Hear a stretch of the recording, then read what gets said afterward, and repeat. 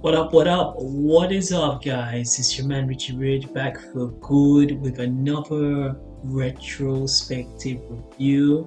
Got a new microphone, so I thought I would put the camera on. Yes, we put the camera on, and we're about to do the sequel, the review for one of the best teen music comedies of all time, House Party 1. We're going to look back at House Party 2. Now, before we dive onto this review, you can do two things, and that is know your role, and that's not my line.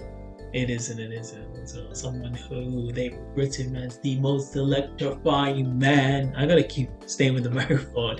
Yes, but that's for him as well. But yes, first thing you can do, folks, is definitely like, comment, share, and subscribe onto this video. And definitely as well check me out on social media. Like my Instagram is right here. Definitely. Well, and the second thing, most importantly, is a shirt. We're gonna call it a retrospective shirt check as well. So as you can see here, I'll go a bit back. Ain't gonna play, no. Ain't gonna hurt, no. Can it play? So it's a cool shirt that I picked up from a shirt in the downtown, and it's really what really inspired and prompted me to do this review as well. So as I said, I've already reviewed before doing this one, I've already reviewed the original House Party 1, which was just in audio because I wanted to use the camera, but again I'm just trying to set up, trying to put things together. I was unfortunately able to do it, but I said I would do it for the second one, and I've already reviewed House Party 3. I am considering maybe re-uploading that, so stay tuned for that, and definitely have to do Class Act, which came after this as well. But on this one we're gonna look at House Party 2. So before I go on the plot, the characters, and of course the soundtrack in this movie, I gotta go in I gotta let you folks know the first time Rich ever saw House Party 2. So back in the UK many years ago, not that many, folks, I ain't but I remember watching. We had when I was watching it, my house I was staying in back in UK when I was a rich boy. We had House Party 1 and House Party 2. Never ever had House Party 3. I never even knew Class Act existed. But I remember we had 1 and 2. And what was funny is this was DVD. At the time, around late 90s, early 2000s, and on the House Party 1 disc, it actually had a trailer feature for House Party 2 and House Party 3 as well. So you gotta keep in mind, as I keep saying, I grew up with the Fresh Prince of Bel-Air, the whole New Jack Swing, hip hop revolution of that time. So just seeing these two, the masters of the Kid Step, Kid and Play, I remember watching House Party 1 and House Party 2. I wouldn't say it was every Friday night, because at this time, late 90s and early 2000s, I was a regular visitor to Blockbusters as well. So I remember watching a lot of other comedy, a lot of comedy within our entertainment group. And I remember always just having just this love for watching Kid and Play. So it was great. It was great seeing this. And what I really love with again, I'm gonna run down the differences is from the first one and the second one, and the differences from the first one, and also what's the attraction to the second one. But what happened is between House Party 1 and House Party 2, as I said, Kid and Play were really up and comers within the rap community. They had released 2 albums, which did pretty okay just before the release of House Party, and it's not so much overnight, but when House Party hit and it garnered the success it did, Kid and Play became these superstars. They were already on tour, but they were going more tour. They were going on more tours. They had a Saturday morning cartoon.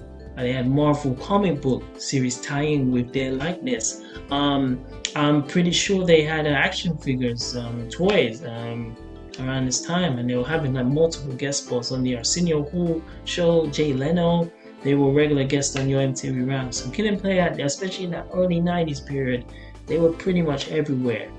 Well, and again, I mentioned this in the first one. It blended so well with the American fashion, of course, kids' high top fade, the style, the funk, all that together. It was just like a great time to be part. I said '90s is a golden age up there. So because of this ultimate success of the first house party, New Line Cinema was like, well, we've done it once, we're gonna do it again, and they were able to make the house party 2, which came out in 1991. Reginald Hudlin, who did a fantastic, amazing job in the first one, did not return to direct this one. I believe at this time, from what I'm assuming, is that he was filming, he was possibly filming Boomerang, which came out the following year in 1992 as well. So the ones who actually direct this, the directors are new directors. The names of them are, I'm going to search it now. We have Doug McHenry and George Jackson in their directorial debut as well. So I've never heard of them as well. And yeah, I think, to be honest, like with linking it to the first one, like if I'm gonna keep it real, when you do click House Party 2, and someone who has grown up in this era, who knows the impact of House Party 1, there is a significant change when you see House Party 2, especially when you watch it more older. Like when I was younger, I used to always feel that House Party 1 and House Party 2 blended in so nicely. You'd think like, oh, it's the same director, but as you go older, you really start to see the holes that House Party 2 has, opposed to the first one. Gonna run in. Okay, so of course, Kid and Play, the main protagonist of this whole ride, in this the amusement park ride. Kid comes back, Christopher Kid Reid, who I felt done a phenomenal job in the first one, just like his partner in crime, Christopher Playmorean. Again, pretty much they're playing themselves. I've always said that Kid is very the nerd, you could say, very gentle. He always thinks before he does, and before his actions. Whereas Play is the ladies' man, he's Mr. Suave, and he's narcissistic, and he's really self-centered, even if you can see more in this one. Like you see extracts of Play's behavior in the first house party, but it's dialed up into 11 with some of the shit this man does in this. Oh boy.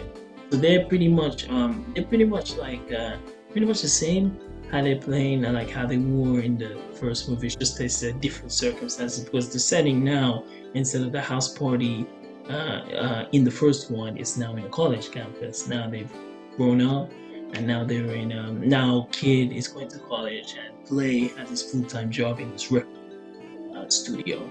And I guess water. We're doing it live. We're doing it live. Yeah. So this will be a good time as well as I'm taking my water break. Like, comment, share, and subscribe. You know what to do. Well, so Martin Lawrence, who at this time, Martin must have, they probably were filming the first season of Martin either just when this got released, or possibly even in the midst of it. I'm not sure if he was like filming Martin and then coming to the house party to set as well. But Martin's role in this one is, if you thought his role in the first house party was small, in this one is probably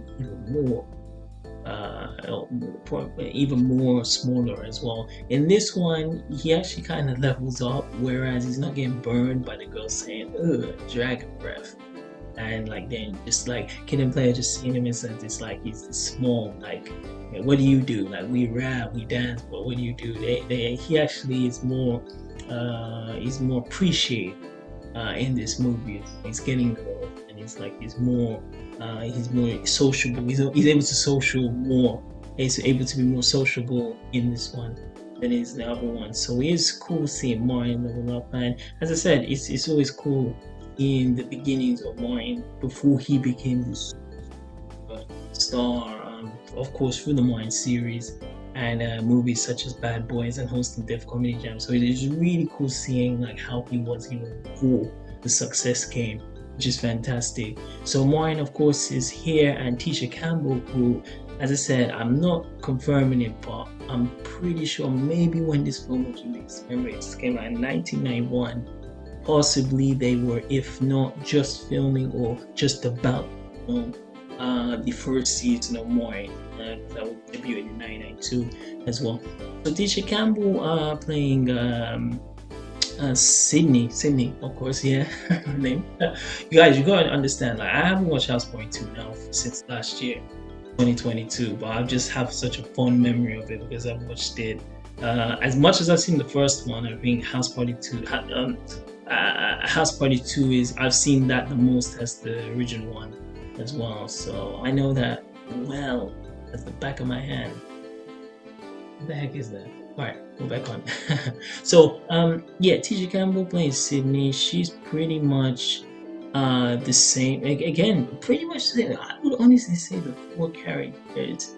The four main characters in this, of course, I said the protagonist, of course, Kid and Play, and you got Maureen and Tisha as the side characters. It's pretty much the same. The only difference, of course, is Shireen, the Nubian chocolate queen, baby, who AJ Johnson, she didn't reprise her role in House Party 2, which I don't think no one's really told. I did see her interview on Vlad. Maybe she talked about it. It would have been really cool to have seen her here again, because she's pretty much the only one of the main cast who didn't return as well. And the thing is as well, there wasn't really a replacement for her. Queen Latifah, who stars in this, who again very I love me some Queen Latifah, very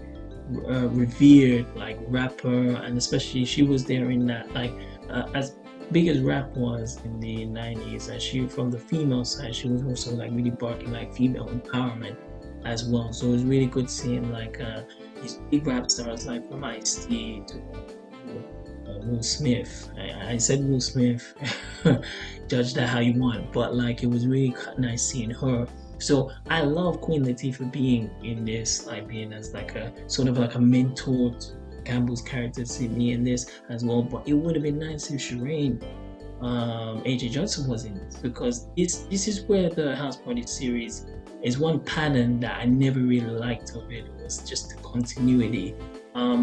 I mentioned it in my House Party 3 series, House Party 3 review, I should say, of like some aspects of the original of the some aspects of the first film and the second film was not continued in the third movie, or like a character was taken out and there was like just no explanation. There was no kind of like a flashback. There was no like reason why this person didn't appear as well. So it would have been nice to have heard like, okay, why isn't AJ Johnson in this? And like, did she go to college and did they move to another? Did she move to another town? Like, it would have been nice as well. So I think she's significantly missing from this movie as well. But Queen Latifah does pretty well. You have appearances of Full Force, who I really liked how they were in the first movie as like a really giving kid a hard time. Like any movie was making in there, like Full Force here. And like, I smell something.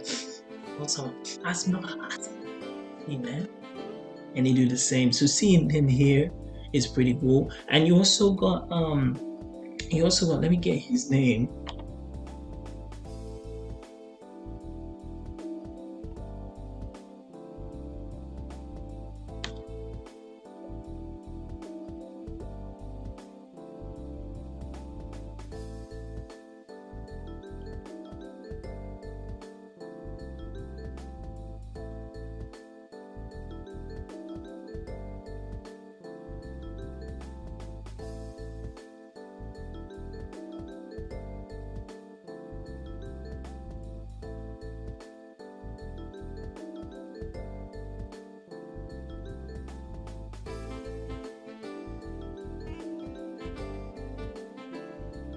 So I can't find it. His name escapes me, but there was the white dude who was Kid's roommate. So when I'll get into the story later, but when Kid goes to college and he has his roommate, it's this white dude who has a lot of like black in him as well. This is like the Vanilla Ice, MC Search type of cat as well. Yo, what you say, kid? Yo, man, G Money, my homie, blah blah blah blah. That's this dude here as well. And again, I find it because again I love rap. I don't care what other forms it. But it just was. I feel this character was just unnecessary. Like I just didn't really dig it. Like honestly, I just felt it was just like he couldn't play being here, and the comedy always came from as cool as them great dancers. Well, Kid and Play always had great comedic style and timing, and of course, Maureen Lawrence is a great comedian. I think the side of character of this dude didn't need to be in this movie. Honestly, sometimes I see his scenes and I'm just like, oh gosh, man, alright, you love black culture, but we're seeing DJ Vlad or DJ Vlad. But yeah, so he's there. You got an appearance of Iman, freaking smoking Iman. How she looks like this. I mean, god damn, she still looks the same. Yeah, almost like 30 years from that movie. In this, she still looks amazing. She appears in this as you could say it's sort of like the movie's antagonist sort of a way as well. Because Iman and his like I believe is that they're in this music type of producer, these like lousy scumbag producers, and they try to basically steal the money that Play is trying to do a business with them. They end up trying to pull one on Play, and Kids check, tuition fee check actually gets like he gets lost in with all this kind of garbage. So she's one of the antagonists, and also like the main antagonist from the kids side is Paul Anthony George, who's playing Stab. What a lot of people gotta know is, and if you made a video show about this, is this is the dude who plays Kratos now.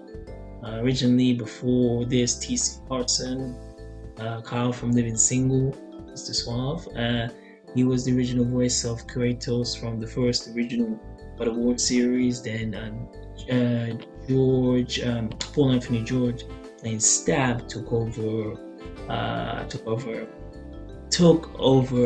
TC Carson as well. And again, I love seeing him in this as well. Again, it's nice seeing them before he went on to his career. It's nice seeing him before he became like a really respectable actor as well. I remember he appeared in the series which was quite popular in the 90s, Stargate as well. So he was one of the main leading characters in that series as well. And yeah, I just love the scenes of Kid and also Stab are fighting with Tisha Campbell, and the classic scene when near the climax of the movie, like towards the end, where Kid's looking at Stab and this werewolf mask comes over and he's like, he's my, he said, she's my fool. Goes to run to chase her. Yeah, like classic memories. Okay, so I'll run through the story very quick. So the movie starts off with a nightmare. It starts off with a nightmare sequence of Kid in his dream. He's a kid in his nightmare, and it's showing these graduates. It's showing a class in session, and Whoopi Goldberg's the teacher, and Whoopi Goldberg's showing kids his grades, you didn't do this, you didn't pass, and Play's laughing in the background saying, you fucked up, you're dumb, you're an idiot, you're dumb as well. So I believe all this pressure of trying to get good grades and trying to be Joe College, trying to succeed in higher learning really was really getting to its head, and I believe this happened to a lot of undergraduates at this time as well, because it's a big deal, especially in the States, to be the first one to go to college as well. And possibly what really is the which really kind of puts reality into this. As I said, like Robin Harris, Robin Harris actually passed away just after House Party. The first one was, I think, released in theaters. Yeah, he passed away of it. So they actually, in a way, they actually acknowledged his death in this second movie. So they mentioned it that he passed away as well. So it's like in this movie, it's a very good tribute to Robin Harris as well, someone whose career went very quick. I really would have loved to see him in this one, honestly. Like instead of chasing Kid down down the neighborhood to play his part, it would have been nice if you was chasing him to the college campus to stuff like this party. So it would have been cool, and he's severely missed in this movie, honestly. Yeah. So so Kid believes he has to fulfill his promise that he left for his father Pops to do well in school and basically get a college education. So again, he moves in.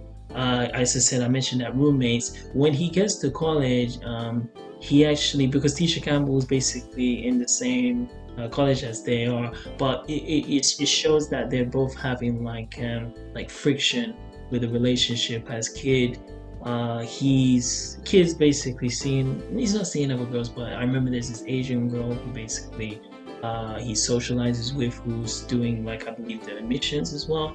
And also like Tisha Campbell, Sidney is pretty much like thinking of other guys, and that's how kind of Stab goes in. And then Zora, played by Queen Latifah, she's really always like giving like Tisha Campbell, Sidney's character, like advice, tips, like Kid's like immature, all of this as well. So when they go to campus, their relationship sort of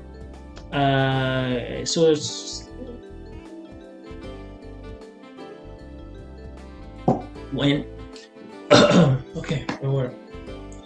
So when you see them go to campus, you see their relationship does start to have.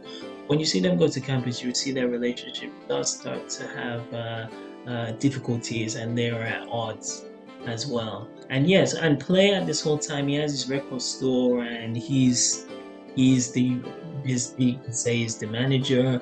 Bilal actually works for them. Full Force actually comes in to try get a job there before they become security guards in the college campus as well. And yeah, and the main plot of this is the main story of this is basically as I mentioned, because Aman and Aman's partner are the antagonists. They're like these kind of slime ball music producers, and end up taking. They need some money to start this kind of business, and Play doesn't have anything, so Play basically gives the check, Kid's tuition fee check, to the beautiful Aman, and Kid basically has to drop out of college instead of but before he actually drops out, the plan brainstormed by Play is that we're gonna have a bigger house party than the first one. We're gonna have the Oma party, we're gonna have the pajama jam, and we're gonna have it in the school, like, cafeteria as well. And the whole gist of this story is from there, this is pretty much like because it's a similar running time as like House Party, the first one. But the difference is, where the first House Party happened in one day, this happens in multiple days. Maybe it's a span of over 2 weeks or so. So you see really like the actual House Party bit, like which is really at just the ending climax. It's not like the first one where it's really stretched as well.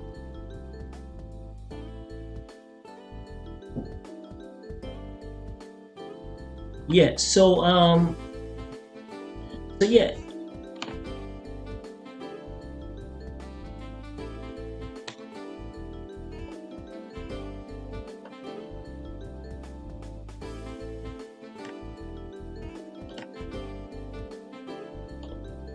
All right, so before I give my final thoughts as well, of course, Rich is always going to talk about the soundtrack. So in this one, you've got music from Teddy Riley, of course, was All I Wanna Do Is Put the Zone in the Boom. Yeah, he was producing music for Michael Jackson. He was in the group Rex in Effect. So he was really, and he's one of, you could even say, the pioneers of that New Jack Swing movement. Like even just hearing it makes me want to like bust the move now. But I gotta do this review, folks, as well. So Teddy Riley, of course. You got Tony, who actually makes an appearance in this movie. You got Eric B and Rakim. You got Eric B and Alsaba, and Shockley, Keith Shockley, Marley Marl, Louis Silas Jr. And you also got Bill Vido and Ralph Tresvant, who appears in this in the final, you could say, like the climax to this movie, when the staff has Sidney and is trying to escape with her. Ha ha ha ha. Ralph Tresvant is singing and saying, "I don't know what you're gonna do. I don't know what you're gonna do. I wanna clap my hands." Yeah, that track as well. He's there as well. So the sequel to this one was really actually seen as an improvement than the first one. It hit the Billboard. It actually made it to 55 on the Billboard 200 and 23 on top rock, R&B rock, top R&B hip hop albums, and featured the track singles of "In a Place Ain't Gonna Hurt Nobody." Man. So when I do think of Kid and Play, and when I think of their top music singles, like "Ain't Gonna Hurt Nobody" is possibly on the top of the list. I really love "Getting Funky" as well, and also "Funhouse." There's a party at the Funhouse as well, but "Ain't Gonna Hurt Nobody" is still my favorite Kid and Play jam as well. Like I get goosebumps even thinking about that song as well. And honestly, if you haven't as well, definitely check out the music video when it starts off and like Kid and Play are jumping on the trampoline, and they're like yeah, ding ding ding ding ding, ain't gonna hurt nobody. Yeah. So that's this, as slamming as this soundtrack is, the "Ain't Gonna Hurt Nobody" is, in my opinion, the best Kid and Play single, best Kid and Play track they've had, even to this day as well. Alright, so I gave my brief summary on like House Party 2, and the reason I did do that is because there's many great reviewers, Struggle Reviews, who I'm subscribed to her channel. She's reviewed, I believe, the whole House Party series. I believe she's done 1, 2 classic. I'm not sure if she's done House Party 3, but she does very good reviews, and I'm very inspired by her content. Honestly, keep it up, sister. You go, girl. As well, there's another YouTuber I follow, Black Man Media Cave, as well, which he does a lot of content, a lot of black entertainment content reviews. He's reviewed like Meteor Man, he's reviewed Boomerang, he's reviewed a lot of the slew of top 90s films as well, and he's gone into detail of it as well. So I feel when I do my reviews, I don't want to like kind of overtread of important points that they've made or already said as well, because it's already been said before. A lot of people who kind of subscribe to my channel and their channels have already seen House Party 2, so it doesn't make sense to go over it. But again, if I summarize it as well, so as I said, when I first saw House Party 1 and 2, I hadn't seen Martin yet. I was one of the late ones to see Martin. I watched Fresh Prince when I was in not even my teens. It was before I was like 8 or 9. Same time I was watching Dragon Ball Z, I was watching Fresh Prince of Bel-Air. I didn't watch more until my let's say mid-teens, like 15, 16 years old as well. So I missed that whole how that one of the greatest sitcoms of all time, Martin. But as I keep saying, that more so than Fresh Prince, the House Party series really influenced and impacted the Martin series as well. Like the color scheme, the slang even that they lose, like that's deaf, or you tripping, knocking boots. It really influenced that series. And of course, like Kid and Play, especially Kid. A Kid appeared in an episode of Martin and Tisha Campbell, who started their careers in House Party pretty much, end up being the leads of the Martin series as well. So with House Party 2, I really, it's not a major down. It's not a major um level lower than the first House Party, because the House Party 1 is one of those like lightning in a bottle movies as well. If you check my review, I gave that 5 stars. I still to this day do not see any real problem with it. Sure, there's probably some little itsy bitsy spider, you could say like faults or errors or like nitpicks in this, but it's a perfect film, honestly. With this film, I feel because the first film was so hot, it was very difficult to recapture that lightning in a bottle, or that lightning that only strikes once. Again, honestly, I think if we look at some of the issues with the second one, I think the biggest problem, the biggest one that stands out is definitely the sound effects. This is the main one. I think they incorporate a lot of sound effects, which makes the movie very cartoony. Even though the original House Party and Kid and Play's style is very cartoony. It's very cartoony. It's very flamboyant. It's very funny. It's not as serious. As I said, it's not the gangster rappers. This is happy hip hop. So it was great. But when they start incorporating the music, incorporating these like funny sound effects as well, it just it made it more cartoony than it needed to be as well. So that's really my first gripe. Definitely second one would be characters not returning back. There is even what I forgot to mention is when they're at the actual party at the end, so the pajama jammy jam at the end, you see cameos from like Chill and Groove, who had bigger roles in the first one. They get just dropped in this one for cameos in this as well. And of course, Robin Harris, who sadly passed away, it would have been great to see him in this. But I keep saying, what happened to Rain? What happened to AJ Johnson? Someone has to tell me something like, why isn't this fine girl in the second movie as well? Yeah, there's some characters I'm gonna mention as well, but I just don't think like the ones who replaced it. Of course, like Full Force come in here, but their role is very is way more insignificant than it was in the first one. And of course, Amon is here, but it's very like it's few and far in between. Like it's a little role, and it just feels like the characters they put in the second one to sort of say like these are your new characters for this House Party 2, to forget about the old ones. You look back at House Party 1 and you wish, why isn't this character in this? Why couldn't we see more of this character in the second one? And that's like a big it ends up becoming a letdown.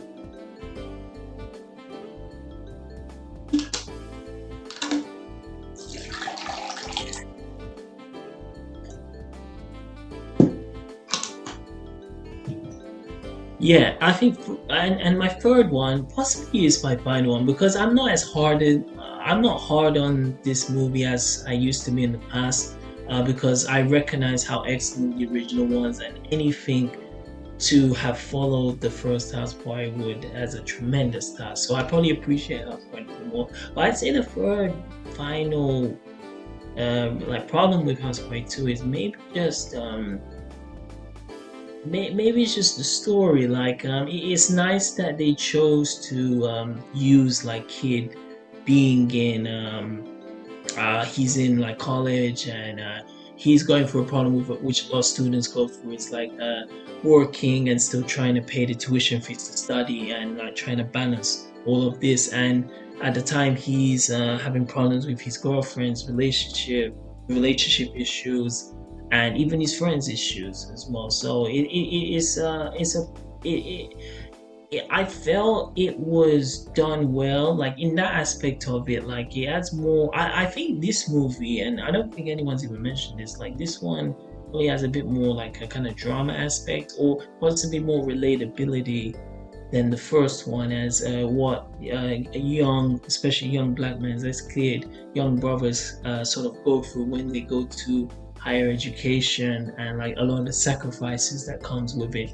As I mentioned, because Kid his tuition check bounced, he had to work a job at night, and he wasn't able to stay awake in his lectures. And the lecturer, black lecturer, was very disappointed in him because he recognized his skill. and it was the same as the one who was working in the in the kitchen where he was doing. It was like he's just like pointed with some of his moves or his friends as well. So it's like a in some ways not so much a coming of age, but like a maturing or understanding what responsibilities are. So that is great. Where I say this is bad, if you've seen the first House Party, House Party One was all about the enjoyment, the fun, and then the whole idea of like having a party and there's no adults here there as well. As I said, the first house party is just one day, so they had time to really extend the house party sequence. That's the whole part of the movie. Whereas this movie, it's a house party, but it's not really a house party. It's on a college campus, and I do get it to keep the name in, of course, because it is within the series. But maybe this movie should have been called House Party to Higher Learning. But I think another movie is already called that. Well, but in some ways, like I said, that's where I feel the films don't really link too much, because the first one was no drama problems. Even if it had a little serious like issues and that, it was a full-fledged comedy fun. The first House Party movie is a fun movie. House Party 2, I think, is depending on what age you're in, especially if you were like kid or you are a kid's age in this, where he's playing his character of again that young adult studying. I think you can relate to that, and you can also relate to the issues of having a girlfriend that you were in school with, and then you're in college and you're thinking like you want to see people. I think you can relate to it, but I feel the aspect of the actual party is missing in this as well. The dances, the cool epic dances, and the rap that was in the first one is not in this movie, and that's where it just puts the movie down for a lot of people. But I can then appreciate, if you look at it on the other side, I can appreciate that they didn't just make a complete copy of the first one. Like I'm sure they borrowed a lot of like gags, of course, when like Chill and Groove appear and Groove's dance. I think it was Chill was dancing, and he bumps the table, and yeah, like it's cool. It's paying homage to the first one, to the classic. But that's it. But I don't think because I do have different opinions. Like I think before I was like, this is just the House Party 2 is just a weak ass version of House Party 1 as well. But as I've gotten older, I'm way more appreciative of House Party 2 as well. It's not as good as the next movie I'm gonna review, but I think it's a good review. I think it's a decent movie, and as I said, I gave the first one 5 stars. I would give House Party 2 3.75 out of 5 as well. Like, yeah, that's a strong. As I said, it's a good movie. It definitely has flaws. It's nowhere near unwatchable as the last of this series. I definitely watch it back to back most of the time. If I got time on a Friday night, I will usually watch House Party 1, follow it straight after House Party 2 as well. So it works well together as a good like a sequel, like a sequel together as well. So yeah, folks, that is my review of House Party 2 that came out in 1991, featuring Kid and Play, Martin Lawrence, Tifa, and Tisha Campbell as well. Let me know what you think about the second installment. Do you agree with what my thoughts were on this?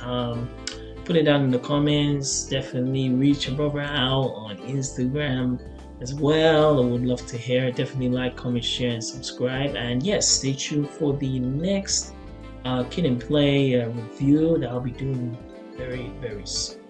And always remember that money never sleeps, and neither do I.